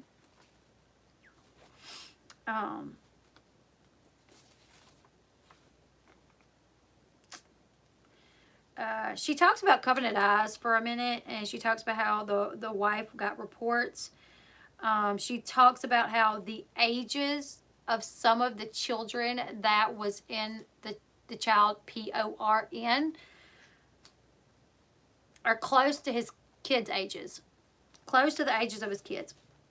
And his nieces and nephews. So basically she talks about the crimes that he's been charged with. Some of the children that have been viewed are the same ages as his kids and nieces and nephews. She brings up him being a danger to the community. She said, truth is I don't know. You've not been convicted. You don't show any danger you don't show a pattern of being a danger. This is what she said, basically. She said, you have children. You have siblings that are children. And it's the court's duty to protect them, even if it's against you. Then she says, do not prove me wrong. She said, I cannot send you home, but she said, but I will release you to the third-party custodian. And she said several times, do not make me regret this. She said, you can be released tomorrow. She said, you are to be under home confinement with a GPS monitor. You are to be restricted at all times. You can only go to work, religious events, court. If you need medical treatment, like go to the doctor, you can do that. You can go to the only other places you can go have to be approved in advance by the court. Any other activities have to be approved. You have to report to the probation office. You are not to possess any PORN of any kind. You cannot own or possess a computer, tablet, iPad, smartphone, smart TV, and do not ask for the passwords. She said, when you are released tomorrow, you are to go to Target and get you a Jitterbug. Is it a Jitterbug phone? You are then to take that device to counsel. On that device, you will speak to your counsel. You are restricted. You are, as far as travel-wise, you cannot travel outside the Western District. She said that she was giving him unlimited contact with his kids as long as Anna was there. Anna had to supervise any visitation with his kids, but he has unlimited access to his kids. She said that he cannot be around his siblings at all. His passport is to be turned in. He cannot break the law, and he must sign an appearance bond. She states that she has concern about Josh being around kids. Oh, no. Actually, the state then says, hey, listen, we know this is your ruling, but we have concerns about Josh being around his kids. And we would actually like to ask for them to be examined. She said that Josh has been living with his kids since they were born. And there's not been any concern that he has done anything. So basically, she's not gonna allow them yet to be examined, from what I can understand. She never said I'm not gonna do that, but she just said Josh has been around his kids since they were born, and there's never been any concern. So, she says if he does not abide by these stipulations, that he will be penalized. He will be immediately arrested. His bond will be forfeited. He will have additional imprisonment, fine, or both. Additional imprisonment, there will be a fine added, or both. She said if while out, if you commit a felony, a sentence of 10 years, up to 10 years could be imposed. If you break the law by misdemeanor, I think a year or less would be imposed, and this time would run consecutively with any time that he gets out of this case. And she said, do not make me regret this. And he said, thank you so much, Your Honor. I will not make you regret this. I promise. Thank you. She said you will be released tomorrow once the proper paperwork is taken care of and the GPS monitor system is gotten, purchased, whatever, is gotten and done, programmed, whatever. That's it. And I'm exhausted. How long was that? How long have we been on here? We've been on a minute. So, I literally tried to write down everything. Now, we were not supposed to be on social media as this was happening. And I know we weren't supposed to record this or take pictures. I didn't do any of that, but I did try to jot down everything. Yeah, Katie took a screenshot during the hearing, and it was reported. I have a feeling that's why the judge said, at least on 2 separate occasions, reminded people, do not take screenshots. So, it has been a long day, you guys. Mentally, like, I'm exhausted. My head hurts. My eyes hurt. I'm just completely blown away. So tomorrow he will be released, and he will be released to a house that, from viewing Mrs. A, she very much looked like she was a little uncomfortable with it. She even said, you know, she's a little uncomfortable with it. And he will be left alone, potentially for the next 6 months during the day, with Mrs. A and her 22-year-old daughter. They have neighbors that have children. And he does have a door to go outside of his room, you know, so Anna can bring the kids over to visit. He cannot be around his siblings, younger siblings, or their kids. You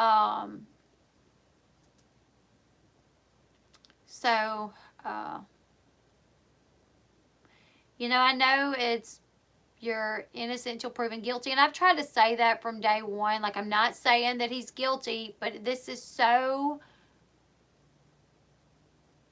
I'm just, you know, you would even think that the judge would say there is a presumption that he could be a danger, you know. So, and watching Mrs. A and how she was hesitant, you could tell that maybe it wasn't solely her decision, but maybe more along the lines of her husband's decision to do this. Maybe they would say, okay, look, I'm not convinced that you, Mrs. A, you are okay with this. So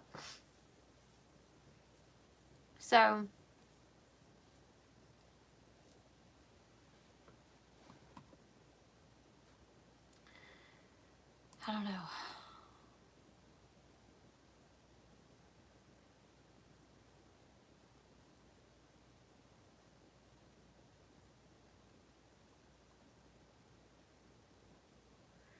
Trying to read the comments. Yeah, I'm not releasing the names just because I know they were very concerned with receiving hate. They were concerned with their safety. So for that reason, I'm not releasing certain names. Yeah, that, you know, we do know they're in the same church as the Duggars. The guy is a pastor, so we know what their teachings are. It's ultimately the man's decision. So, will Katie get in trouble? I don't think she's going to get in trouble. I mean, she was allowed back in there today, you know. And I would have thought, if anything, because I really would have thought that a lot of people said they turned Katie in. I saw it all over Twitter. I contacted them. I turned her in for you know, taking a screenshot of Josh. She took a screenshot of Josh. But she was allowed back in today, so I don't, you know, they knew about it.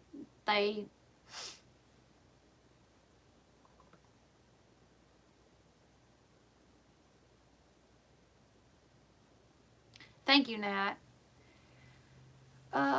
He can't go to Target. Their kids are at Target. You know, that's really, wow. Thank you, Corey Robinson, for becoming a member. Someone said that about Target.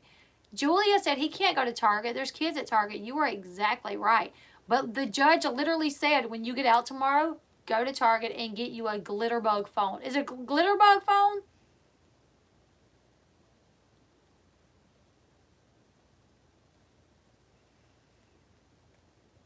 So he's not to be around children, but yes, you guys, I think we only have like 50 likes. Oh, never mind. My phone's a little 50.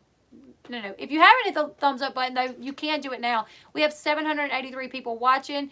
You guys get them likes up if you can. Jitterbug.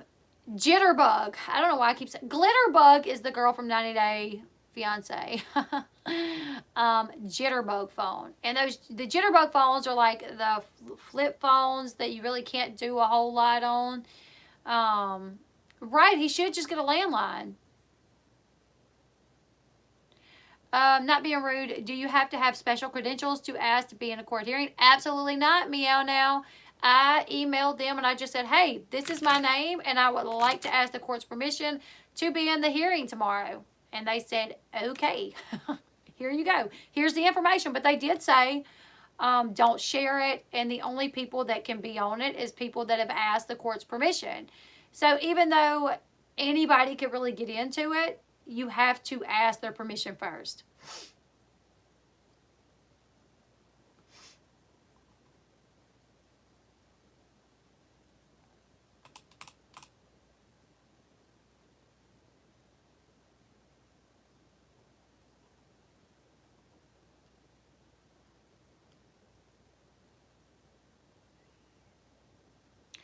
Crazy AZ, I'm sure she did release the names of the people that he was staying with, and that's her decision to do that. I'm just not doing it just because I don't want it to come back on me if these people get death threats. You know what I'm saying?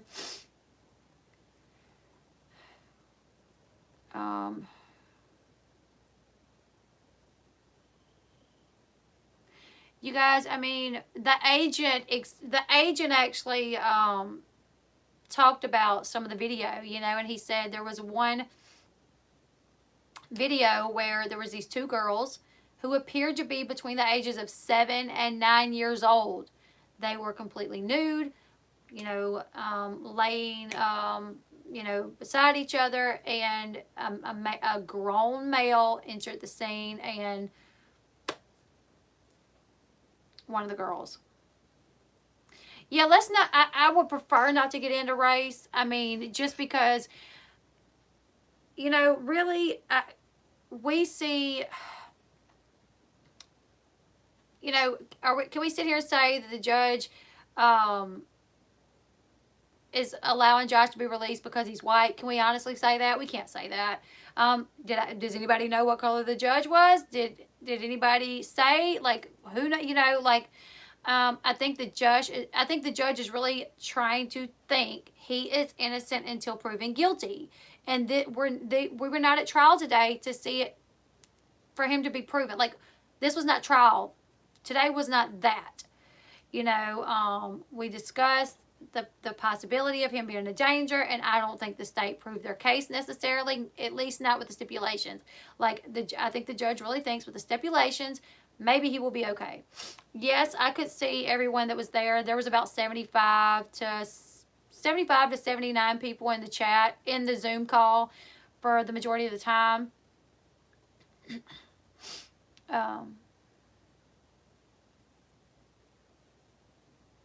Yeah, and I try to stay away from race, religion, and politics as much as possible. Um,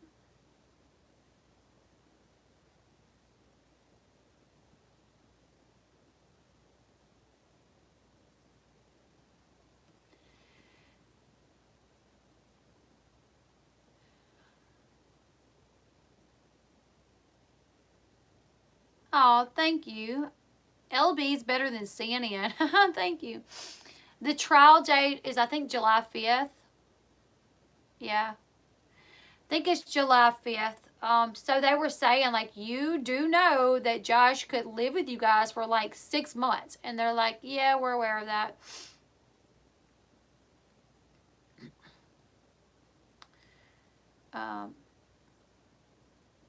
You know, I was actually thinking that, like, if Anna was there, I would assume that Anna and Jim Bob would have wanted to be there, right? Listen in.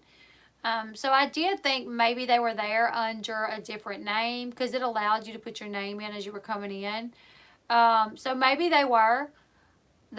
As soon as it come on, the first person that I saw was Amy Duggar, and she was actually talking at the time.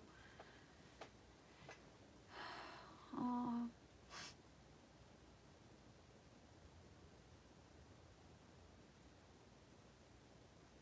Thank you, AE.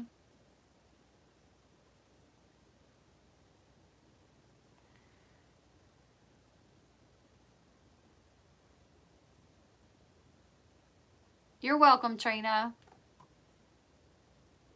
Hey, LB, come visit me in the Newfoundland when this pandemic is over. I need a vacation, you guys.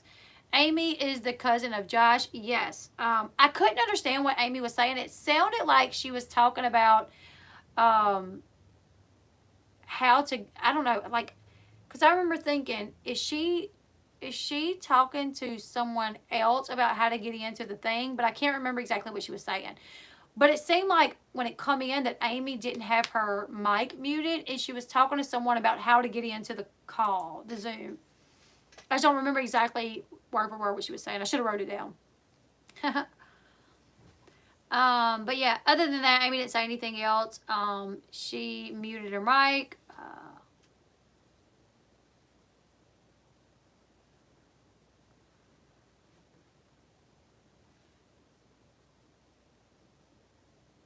He can't. She said he's not allowed anywhere outside of, she said, you can go to church, you can go to the doctor if you need to, you can go to work. So basically, I mean, how can Anna stand by him when they have little girls, and knowing what he was looking at? Maria, if you haven't watched my video about why Anna will never leave him, or why I think Anna will never leave him, go watch it. It's very informative about their beliefs. I got some of the teachings from a girl that used to be a part of this religion, and they were taught by this man named Bill Gothard. And Bill Gothard basically teaches them that the man is right, even when he's wrong. If he's wrong, it's probably the wife's fault. The wife done something wrong that led to the man. Like, basically, in Josh's case, he has this addiction, right? Anna must have done something wrong, like she was not available, sexually available to him enough, because he developed this addiction. It tells you a lot about why they stay and why she may never leave. Like, she's literally taught to believe that if she leaves, she opens herself up to be attacked by Satan, and that God will allow her to be raped and murdered, possibly. You know, that he could allow that. So, oh, Darlene, I'm glad you stumbled across me, Darlene. Welcome to the chat. Search online for IBLP. Yes, yeah. If you search online for IBLP and ATI, it'll give you a little bit of insight into what their belief systems are. So, I'm gonna go ahead and get off. I'm exhausted. I hope you guys found this to be informative. I honestly 1000% thought that she was going to deny him bond. I honestly thought that. Like, literally, I already knew that I was going to do a live stream. I was initially planning on doing the live stream as soon as the hearing was over, but I couldn't because the hearing was over at like 6 o'clock, and I've been sitting here for like 5 hours, you know, and my kids were here, and I had to make dinner and stuff, so I knew I couldn't. But I literally, before the court hearing, I made my picture, like my thumbnail picture, like judge denies bail, you know. And then afterwards, I had to like run and like redo it because she didn't. So I was pretty certain that it was going to be denied. So the fact that it wasn't, a little shocking, but you know, the court systems shock me all the time. So yeah, you guys leave me your thoughts in the comment section below if you're watching this on replay, or if you're watching it right now and you just have more thoughts you want to add. Put it in the comment section. This video is going to go up. If you guys want to watch this, you know, you can kind of rewind it back, and it gives you a full breakdown of everything that happened. I took a lot of notes, like 20 pages of notes, and I literally go step by step on what they asked, who they asked, and everything the judge said, basically. So rewind it, give this video a thumbs up, and I'll see you guys in a couple days. Bye, everyone. Oh, thank you, Petite Fireball, for the super chat. Thank you so much.